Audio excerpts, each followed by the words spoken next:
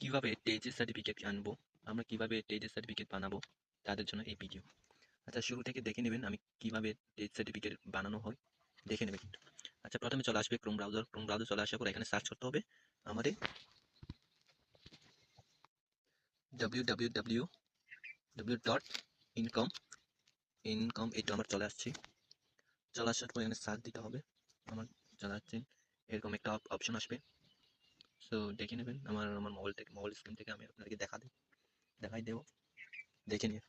So চলে আসতে হবে রেজিস্টার চলে আসতে হবে, রেজিস্টার ক্লিক করতে হবে।